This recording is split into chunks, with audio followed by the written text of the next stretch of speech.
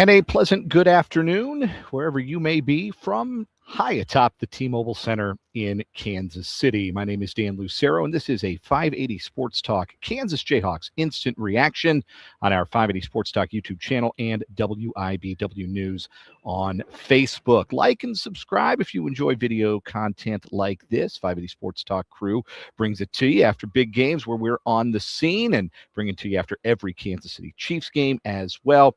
So like the Facebook page, WIBW News, subscribe to the YouTube channel, 580 Sports Talk. We're going to have a Chiefs instant reaction for you later tonight with the whole gang as well. You won't want to miss that following tonight's Sunday Night Football game with the Chiefs and the Texans. But we deal with the one we just saw in the StorageMart Border Showdown, the border war.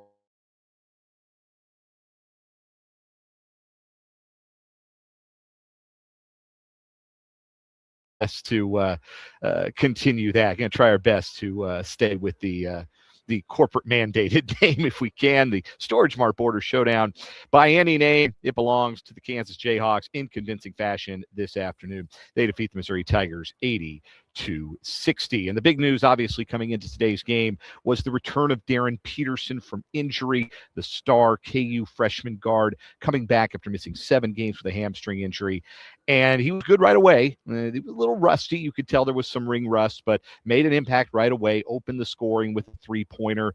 And when he's on the floor, it just feels a lot easier for Kansas to score the basketball. There's more space. There's more gravity towards the main playmaker and ball handler. That gives guys like Trey White and Melvin Council more room to operate. Now, Mizzou does a good job of playing physical paint defense. They pack the paint and they wear on you and lean on you for 40 minutes. So it was always going to be a tough game for the interior players like Bryson Tiller and Flory Badunga to really get going offensively. But there's just so much more space and fluidity on the perimeter when Darryn Peterson is on the floor. He finished the game with 17 points. He was 6 of 14 from the field, missed a couple of shots that he probably would have made had he been in a little bit more game rhythm, knocked down both his free throws, had 3 rebounds, handed out an assist. A lot of the playmaking duties actually fell to Melvin Council in this game. But the number to keep an eye on for Darryn Peterson is the 23 in the minutes column, because the 11:16 mark of the game, Peterson checked out for the last time. Now, the game was pretty well in command for Kansas. They didn't need to feel like they were in a position where they had to force Peterson back on the floor, but that wasn't what was happening there. He was in some discomfort, went to the end of the bench. He was being worked on by trainers. It looked like they were trying to roll out something. You wonder if maybe those early season cramping issues came back for Peterson. At one point, he did go back to the locker room before returning, continuing to receive some work, and ultimately watched about the last 7 minutes or so from a seat at the very end of the Kansas bench. Bill Self has not yet spoken to the media following today's game. We'll see if he gives us any kind of an update as to what is going on with Peterson health-wise, but you kind of hold your breath a little bit because as gifted as Peterson is, the best of ability is availability, and he has not been available for this Kansas team, having missed the last 7 games, and hopefully he can be available for the next one Saturday in Raleigh against North Carolina State. But when he was out there, he was solid, not spectacular, but you understand that after not having played in the game for exactly a month. Last game being November 7th against North Carolina. So some ring rust to be expected, to be understood, to be forgiven a little bit for Darryn Peterson. But he did a lot of the Darryn Peterson things that it feels like you're going to expect to see from him on a night-in, night-out basis. And things flow a lot smoother for KU while he's on the floor. He was one of 4 Jayhawks in double figures in this game. Trey White was really good. This is a player who's really finding himself in his role for this Jayhawk team. He had 20 points on just 9 shots. He was 5 of 9 from the field, 3 of 5 from deep, 7 of 8 from the free throw line. Also hauled down a game-high 13 rebounds. Super effort for Trey White, and really feel like he's settling in nicely as either the second or the third best player for KU every single night, given whatever they get from Flory Badunga might be different. Might be one of those two is the Robin to Peterson's Batman on a given night. But White, you can sense, has that comfort level rising for the Jayhawks, and he was the leading scorer and rebounder on the floor. Bryson Tiller, I thought, played a good game, 27 minutes against a physical, more veteran Missouri front court. He held his own, scored inside, got to the free throw line, 13 points and 5 boards for the freshman Tiller.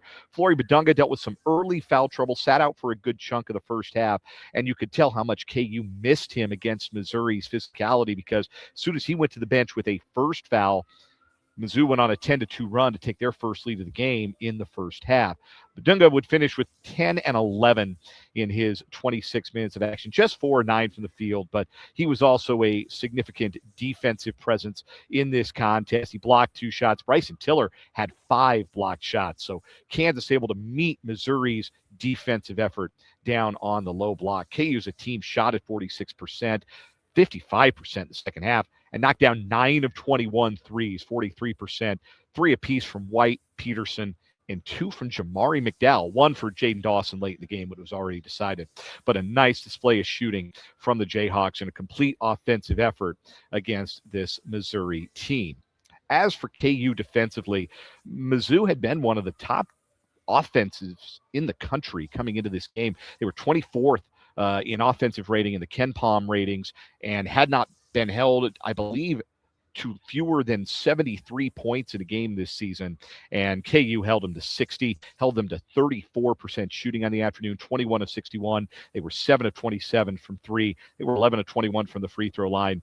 Missouri's plan is to get the ball into the post, and then whatever happens after that happens. They don't seem to have a lot of playmaking ability out of the low block. They're trying to get their big bodies, Mark Mitchell, Sean Phillips, Anor Boateng, in position down low, and then hope a shot goes in or they draw a foul. And if those things don't happen, there's not a lot of plan B for Mizzou's half-court offense. It's a lot of hard, aggressive drives into the paint. And the reason it works as well as it does is because they have a player like Mark Mitchell who's so strong and so physical. He finished the game with 21 points. He was 7 of 15 from the field, 6 of 11 from the free throw line, 21 and 7 for Mitchell, which made him the leading scorer and co-leading rebounder for the Tigers. And the Kansas City native, former Bishop Miege Stagg, played a good game and is a good player, but not enough complementary things happening for Mizzou today. Jayhawks did well to take away 3-point looks. A lot of the threes that Mizzou made, and they only made 7 of them, were tough shots. Jacob Cruz made 3 of them. He finished with 11 points, the only other Tiger in double figures in the win. But I thought KU's defense was really good. They held their own in the paint. They were able to keep both Tiller and Badunga out of big foul trouble in the second half. Flory picked up a second with about 8 minutes to play in the first half, but he came back in the game at the under 4 timeout, or thereabouts the under 4 timeout, was able to stay out there and not pick up a third foul, and in fact wasn't called for a foul in the second half either. So that's a sign of maturity on Badunga's part, that he was able to stay on the floor and avoid that kind of foul trouble. Played a solid game on both ends. The biggest thing for Kansas that was different in this game, remember, they got run off the floor in Columbia last year. And a lot of these guys obviously weren't around for that, maybe weren't taking it that personally because it didn't happen to them. Jamari McDowell was redshirting. Elmarco Jackson was hurt. So really it was just Flory of the KU guys who played that was a part of that blowout loss at Mizzou last year. But that was all about Missouri stifling Kansas defensively, forcing turnovers, and getting out running. That's what they want to do. That's where they were able to take a first-half lead, is they did force some turnovers. They did get out in transition and did get to the rim at will in the transition game.